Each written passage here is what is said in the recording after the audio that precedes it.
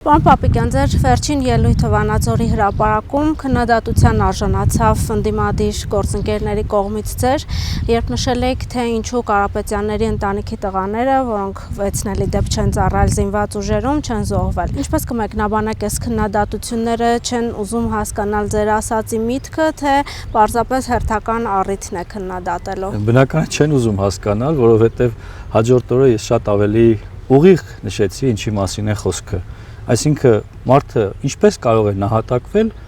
եթե ինքը փախել է բանակից։ Պատկերացնում եք մարդ, ով առնչություն չունի բանակի հետ, Հայաստանի Հանրապետության քաղաքացիություն ունենալով, Հայաստանում հաշվառված չի եղել հատուկ, որպեսզի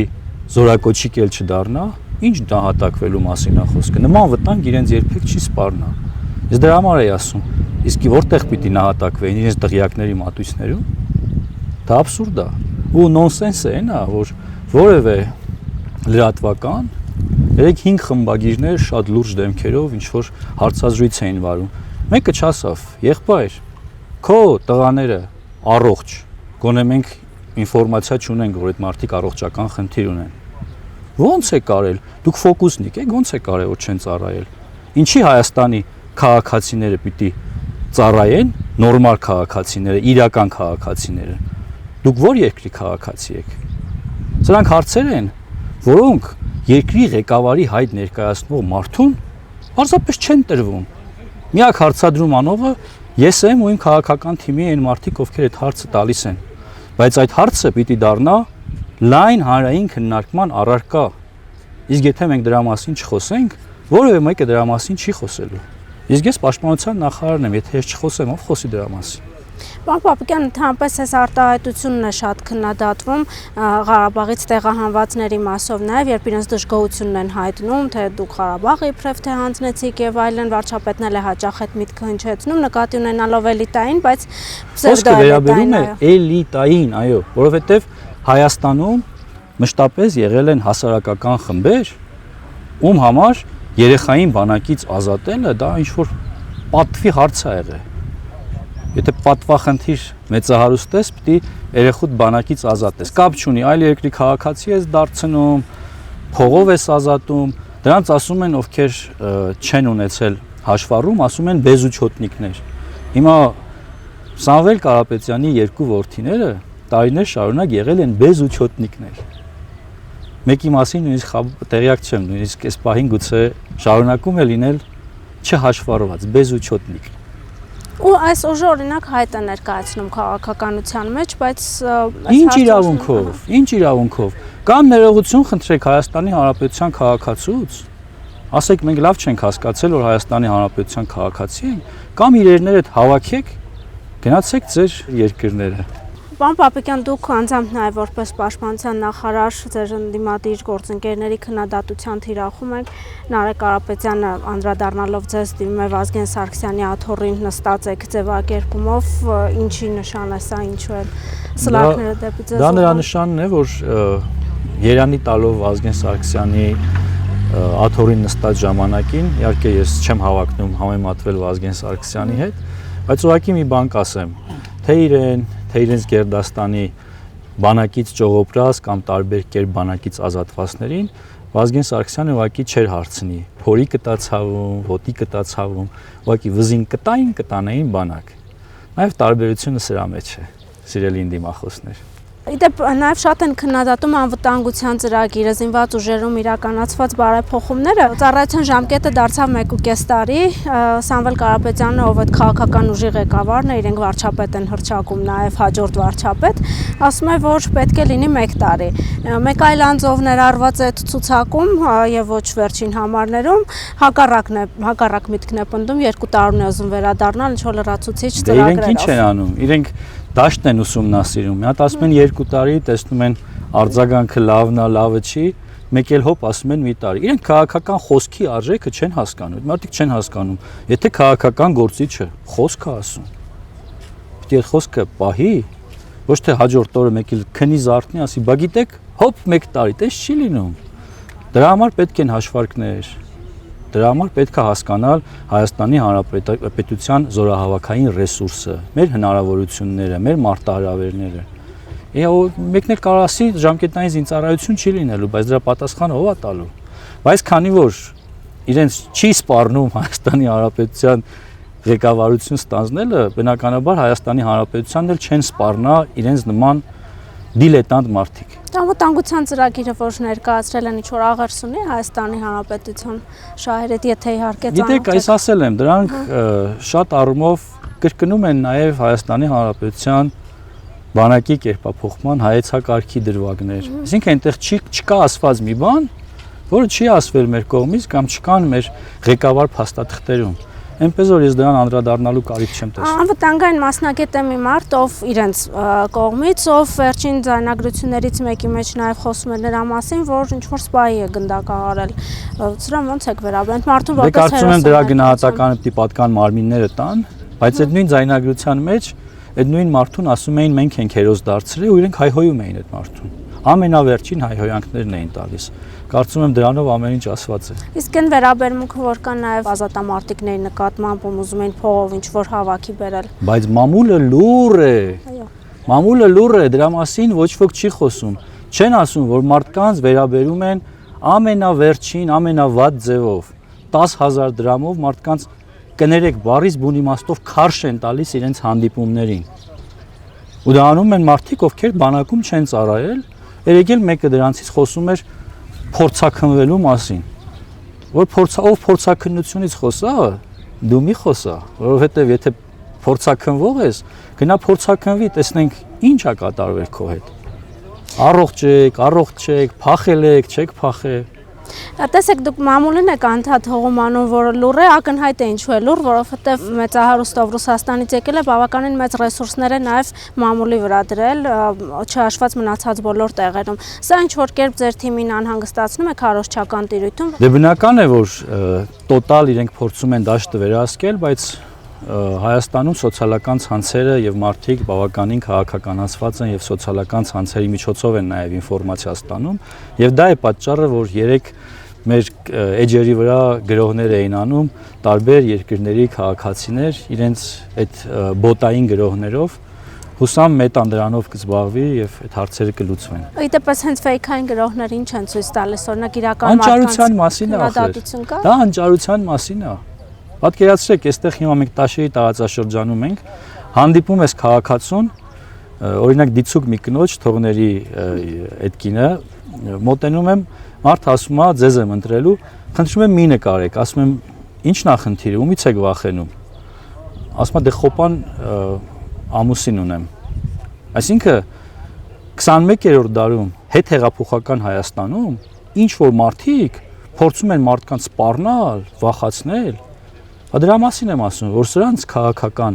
քոքը պիտի կտրվի, որովհետև իրանք չեն հասկացել, այս որ իրականությունում են, այս ինչ բարքերով են փորձում ընտրություններում հաղթանակ տանել, այն էլ ջախջախիչ։ Սովորաբար իշխանություններին քննադատում են ինչ-որ բան չանելու մեջ, ձեզ քննադատում են նաև անելու մեջ։ Հիմա մենք մի վայրում ենք գտնվում, ձեր թիկունքի հետևում նորակառույց դպրոց է, այն ծրագրի շրջանակներում, որ իրականացրել է կառավարությունը վերջին տարիներին, եւ հենց այդ նույն օլիգարխը քննադատում չունեն, որ դպրոց են, որ խելք ունենային դպրոց չէին սարքի։ Այսինքն սրանով ամեն ինչ ասված է, ես ինչ պատասխանեմ մարդու, ով մեր երկրի կրթական համակարգի բարելավման նկատմամբ ունի նման համահարական վերաբերմունք կամ դա համահարանք չի, դա պարզապես չի պատկերացնում ինչի մասին է խոսքը։ Կրթությունը նրանց համար երկրորդական է, 10-րդական է, 100-րդական է։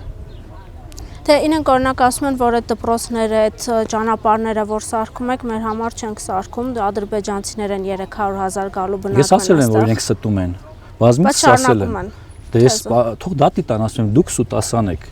Դուք ստում եք։ Թե ինչի մասին է խոսում օրինակ այն, որ այդ փորձում են, դա հիբրիդային գործիքակազմ է։ Այդ մարդիկ հիբրիդային գործիքներ են։ Հարուստ հիբրիդային գործիքներ, որոնք հարձակվել են Հայաստանի Հանրապետության վրա եւ փորձում են Հայաստանի քաղաքացուն ապա կողմնորոշել, վախեցնել, ահաբեկել ու տանել իրենց ցանկալի ուղիով։ Բայց դա չի ստացվելու։ Օրինակ հնարավոր լինում է բացատրել, որ քաղաքացիները ձեր շփումներում այս Լոռու մարզում նաև։ Իհարկե։ Ես վստահ եմ, որ Լոռու մարզում իրենք հիմա արդեն հանդես են գալիս որպես լոկալ տարածաշրջանային ռեգիոնալ կուսակցություն։ Բայց ռեգիոնալ կուսակցությունը լորվա ռեգիոնում պարտվելու է, ջախջախիչ պարտություն է կրելու։ Վերջին բացահայտումներով նաև բարձ դարձավ, որ նույն այդ մարդը FSB-ի հետ է առնչություն ունեցել, ինքը իհարկե չգիտենք հերքում է չի հերքում, բարձ չի դառնում իր խոսքից։ Քանի որ դեռ չի հերքում, բնական է մենք պիտի կարծենք, որ այն ինչ չի հերքվում, ինչի մասին նաև հայտարարվել է, հիմքեր ունենք կասկածելու։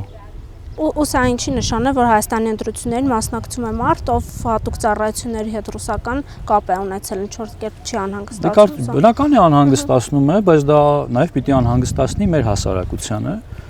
եւ հունիսի 7-ին մեր հանրությունը պիտի գնահատական տա դրան, որովհետեւ այլ երկրներից ուղարկվածները չեն կարող մեր երկրում քաղաքական հենարան ունենալ։ 5-րդ շարասյունը Հայաստանի Հանրապետությունում չի կարող քաղաքական հենարան ունենալ։ Բայց դա է պատճառը, որ ասում եմ, քաղաքական քոքները կտրելու ենք։ Դրա մասին է խոսքը։ Ձեր մյուս ընդդիմադիր գործընկերն էլ երկրորդ համարը ներողություն այդ ցուցակի պատմության մեջ առաջին անգամ պետական դավաճանության մասին բացահայտում եղավ, ոչ հոգուտ օրինակ Ադրբեջանի եւ Թուրքիայի, այլ Ռուսաստանին է տանում հետքերը ամեն դեպքում այդպես է բարձ դառնում հաղորդագրությունից։ Դրա գնահատականը չեմ կարող տալ, բայց կարծում եմ իրապա մարմինները ճիշտ են աշխատել, լավ են աշխատել ու բոլորը թող իմանան, որ բոլոր գործակալները բացահայտվելու են։ Հաստատ պարոն Պապիկյան, ընտրությունների է գնում ձեր հիմնական մրցակիցները, ինչ որ գործակալներ, պետական դավաճաններ, ոնց էսպես ստացվեց օրինակ, որ եկանք հասանք մի կետի, որ առողջ մրցապայքար չկա, ընդդիմության շարքերում այսպիսի մարդիկ են։ Գիտեք, քաղաքական դաշտը Հայաստանի Հանրապետությունում պիտի մաքրվի, բայց դրա մաքրողը, ինչպես միշտ ասել եմ, Հայաստանի Հանրապետության քաղաքացին է։ Եվ այո, կարիք կա, որ Հայաստանի Հանրապետությունում առողջ քաղաքական ուժերը, այդ թվում նաև առողջ ընդդիմադիր քաղաքական ուժեր ձևավորվեն, մտնեն խորհրդարան եւ կառուցողական, քննադատական աշխատանք տանեն, որտեղ կշահի եւ իշխանությունը, եւ ընդդիմությունը, եւ իհարկե Հայաստանի Հանրապետությունը։ Վերջին սոցիոլոգիական հարցումները ARI-ի ցույց են տալիս, որ միայն քաղաքացիական պայմանագիրն է կարողանում հաղթահարել անցողիկ շեմը։ Իհարկե, այնտեղ պետք է պարտադիր այլ ուժեր ներկայացվածություն ունենան։ Ինչն է իրենց պլանը ձեր կարծիքով։ Չեն բացառում իրար հետ համագործակցությունը, Գյումրու օրինակն են անընդհատ ցիտում։ Սա ինչքանով է հեռանկարային ձեր կարծիքով հնարավոր տարբերակ։ Ես չեմ կարծում, որ շեմը չհաղթահարելով ինչ որ համագործակցություն կարող է ինչ որ էֆեկտ ունենալ, բայց թող համագործակցեն։ Չեմ կարծում, որ նրանք չեն համագործակցում։